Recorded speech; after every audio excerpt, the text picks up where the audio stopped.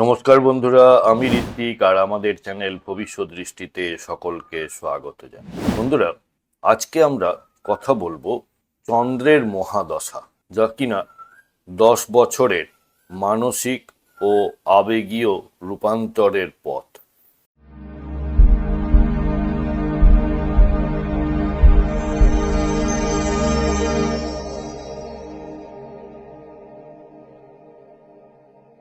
বন্ধুরা, আপনারা যারা যারা আমার চ্যানেলটি অলরেডি সাবস্ক্রাইব করেছেন তাদেরকে জানাই আমার অসংখ্য ধন্যবাদ ও কৃতজ্ঞতা। যারা এখনো সাবস্ক্রাইব করেননি তাদের কাছে আমার বিনীত আবেদন, চ্যানেলটি সাবস্ক্রাইব করুন এবং পাশে থাকুন। চন্দ্রকে আমরা জানি আমাদের মনের কারক। চন্দ্র নির্দেশ করে আমাদের মা, আবেগ, সৃজনশীলতা এবং তরল পদার্থের প্রতীক। সূর্যের পরে চন্দ্রের এই 10 বছর আমাদের শেখায় কিভাবে হৃদয়ের অনুভূতিগুলোকে গুরুত্ব দিতে হয়। সূর্য যদি আমাদের পরিচিতি হয়, তবে চন্দ্র হলো আমাদের প্রতিফলন। এই দশায় মানুষ তার ভেতরের শান্তির খোঁজ করে। মাতৃ ঋণ ও যত্ন। চন্দ্র বোঝায় কেয়ারিং।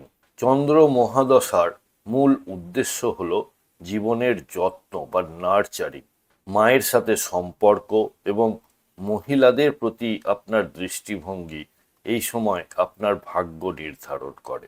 এই কেয়ারিংটা আবার শুধু মা বা মহিলা বলে নয়, আপনি যদি গাছকেও কেয়ার করেন, অর্থাৎ আপনি যদি গাছে জল দেন বা গাছের পরিচর্যা করেন, তাহলেও চন্দ্র উন্নত হয়। অস্থিরতা বনাম শান্তি। চন্দ্রের দশা আপনাকে শেখায় কিভাবে অস্থির মনকে শান্ত করে ধ্যানের মাধ্যমে স্থিরতা আনা যায়। এটি আপনার মনের গভীর আকাঙ্ক্ষাকে সামনে নিয়ে আসে। চন্দ্রের 3টি নক্ষত্র রয়েছে। এই নক্ষত্রগুলি হলো রোহিণী, যা বৃষ রাশিতে পড়ে। এটি চন্দ্রের উচ্চস্থ এবং প্রিয় নক্ষত্র। বৃষ রাশিতে চন্দ্র উচ্চস্থ হয়, তাই এখানে চন্দ্র থাকলে জাতক অত্যন্ত আকর্ষণীয়, সম্পদশালী এবং শৈল্পিক মনের অধিকারী হয়। আর এই রোহিণী নক্ষত্রের জাতক জাতিকারা দেখতে খুব সুন্দর হয়ে থাকেন। এরপর আসছে হস্তা। এই নক্ষত্রে চন্দ্র থাকলে জাতক কাজকর্মে খুব নিপুণ এবং বুদ্ধিমান হয়। এরা ভালো পরামর্শদাতাও হয়ে থাকে। আর রয়েছে শ্রবণা। এটি জ্ঞানের নক্ষত্র। এখানে চন্দ্র থাকলে জাতক ধৈর্যশীল হয় এবং শুনে শেখার ক্ষমতা বৃদ্ধি পায়। চন্দ্রের প্রতিটি নক্ষত্র নিয়ে একটি তুলনামূলক আলোচনার ভিডিও আমাদের চ্যানেলে রয়েছে। আই বাটনেও দিয়ে দেওয়া হলো, আপনারা যদি না দেখে থাকেন তাহলে একবার ভিডিওটি দেখে নিতে পারেন। এবার চলে আসি, প্রতিটি মহাদশারই 9টি করে অন্তর্দশা থাকে। প্রথম অন্তর্দশাটি হলো চন্দ্র চন্দ্র, যা কিনা 10 মাস তার ডিউরেশন। এটি দিয়েই দশার শুরু হয়। মানসিক শান্তি, নতুন পরিকল্পনা এবং পারিবারিক সুখে কাটবে, তবে হরমোনাল পরিবর্তনের সম্ভাবনা থাকে। এরপর আসছে চন্দ্র মঙ্গল। এটি হলো 7 মাসের। মনের সাথে শক্তির মিলন।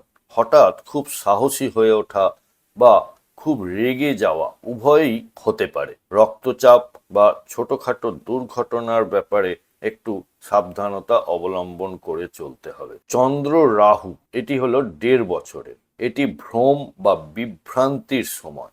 মনের ওপর একটা কুয়াশাচ্ছন্ন ভাব কাজ করে। স্বপ্ন দেখা বা ভয়ের স্বপ্ন দেখা বা অজানা ভয় তাড়া করতে পারে, তবে এই সময়ের কল্পনা শক্তি কিন্তু প্রবল হয়ে থাকে। চন্দ্র বৃহস্পতি, 1 বছর 4 মাস।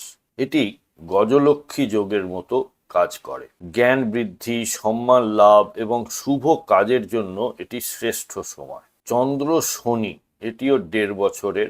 এটি 20 যোগের প্রভাব পাওয়া যায়। মন খুব ভারী হয়ে থাকা, কাজে দেরি হওয়া এবং একাকিত্ব বোধ হতে পারে। এই সময়টি ধৈর্যের পরীক্ষা নেয়, তারপর আসে চন্দ্র বুধ, এটি 1 বছর 5 মাস। বুদ্ধি ও আবেগের ভারসাম্য, ব্যবসা, লেখালেখি এবং নতুন কিছু শেখার জন্য চমৎকার একটি সময়। চন্দ্র কেতু, যার ডিউরেশন 7 মাস, বৈরাগ্য আর আধ্যাত্মিকতার সময়। মানুষের থেকে দূরে গিয়ে নির্জনে থাকতে ইচ্ছা করবে। অদ্ভুত কিছু স্বপ্ন দেখা বা অলৌকিক অভিজ্ঞতা এই সময় হতে পারে। চন্দ্র শুক্র, 1 বছর 8 মাস, প্রেম, রোমান্স এবং বিলাসিতার সময়। নতুন কোনো সম্পর্ক বা দাম্পত্য জীবনে সুখ বাড়বে। শিল্পীদের জন্য এটি খুবই ফলদায়ক। তারপরে শেষ অন্তর্দশা চন্দ্র সূর্য, 6 মাস বিস্তৃত। মহাদশার শেষ অন্তর্দশা, আত্মবিশ্বাস ফিরে আসবে এবং পরবর্তী মঙ্গলের মহাদশার জন্য শরীর ও মনকে প্রস্তুত করবে। এবার দেখে নেব যে স্বাস্থ্য, সম্পদ ও সম্পর্কের উপরে কি প্রভাব পড়ে এই মহাদশায়। প্রথমে আসি কেরিয়ার।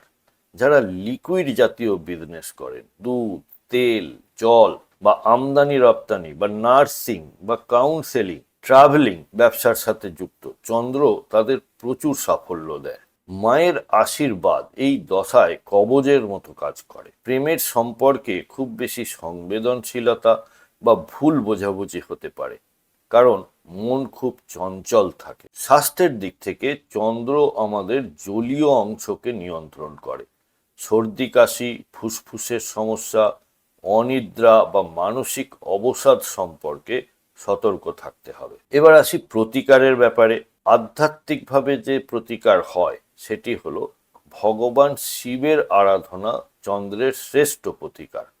প্রতিদিন আপনারা শিবলিঙ্গে জল বা দুধ অর্পণ করুন, ওম নমঃ শিবায় জপ করুন। ব্যবহারিক দিক থেকে প্রতি সোমবার উপবাস বা নিরামিষ আহার করতে পারে। মাকে সর্বদা সম্মান করুন এবং প্রতিদিন সকালে মায়ের পা ছুঁয়ে আশীর্বাদ দিন। বন্ধুরা, আমাদের এই ডিসকাশনে কোনো পার্টিকুলার চার্ট ধরে বা গ্রহের অবস্থান ধরে কিন্তু কোনো কথা বলা হচ্ছে না। আপনার কোনো হাউসে যদি সমস্যায় থাকে বা জীবনে কোনো ধরনের সমস্যার সম্মুখীন হন, তাহলে আপনারা ভবিষ্যৎ দৃষ্টির সাথে যোগাযোগ করতে পারেন এবং আমাদের কাছ থেকে আপনারা কনসালটেশন নিতে পারেন।